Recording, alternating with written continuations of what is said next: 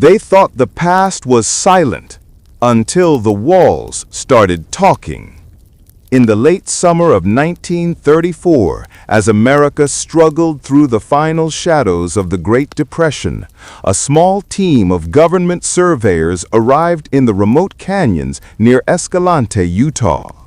Their assignment was simple: map the untouched land for a potential new federal park. But what they discovered over the next 7 days would become one of the most astonishing and least discussed historical findings in the American West. The team was led by Charles Hammond, a quiet, meticulous cartographer who believed in facts, not legends. But the locals kept warning him about one particular canyon, Dead Mare Hollow, a place they claimed the early settlers avoided.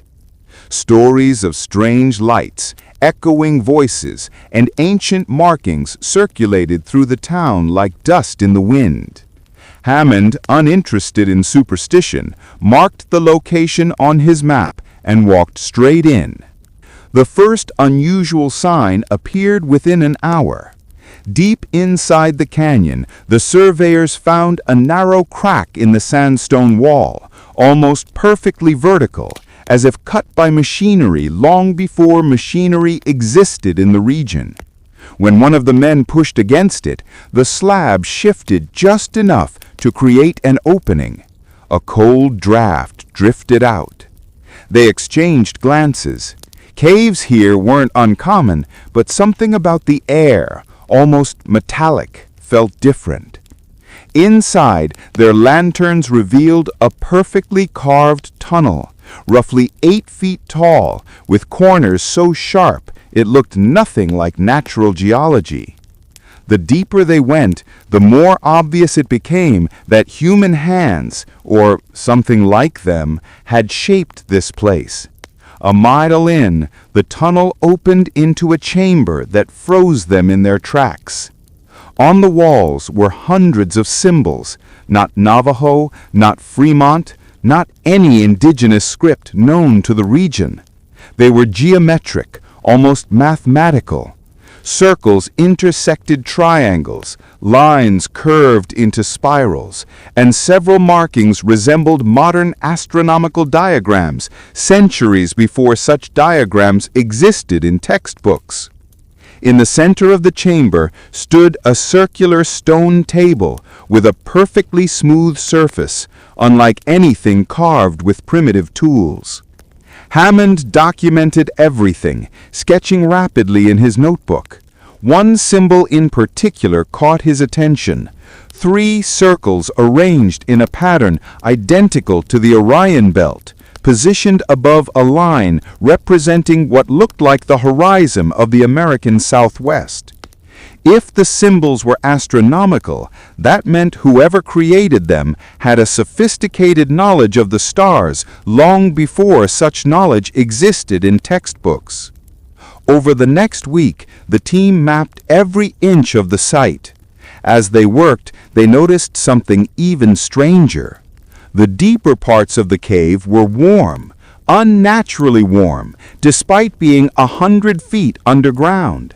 Some walls vibrated lightly, almost like the hum of distant machinery. One night, Hammond recorded in his journal that the chamber felt alive, though he never elaborated on what he meant. When the team returned to town, word of the discovery reached Washington faster than expected. Within 2 weeks, federal agents arrived, sealed off the canyon, and quietly removed the survey team from the project. Hammond's journal was confiscated, and the official report claimed the men had discovered nothing of geological significance. Locals believed the government feared the site would attract treasure hunters or stir controversy with indigenous tribes. Others whispered something deeper: that the chamber didn't fit into any known history of North America. In 1957, long after the area was declared restricted federal land, Hammond, now old and ill, wrote one final letter to a colleague. In it, he described a realization he had never shared with the agents. The engravings in the chamber didn't just depict stars, they mapped solar cycles, predicting alignments that would occur thousands of years later. Whoever built the chamber knew astronomy far beyond what any known civilization in North America possessed at the time. Hammond died the next year, and the letter was archived in a private collection until it resurfaced decades later. Today, Dead Mare Hollow remains inaccessible, guarded by the federal government with no official reason provided. Historians debate whether the chamber belonged to an unknown ancient culture, a forgotten civilization, or something even more mysterious.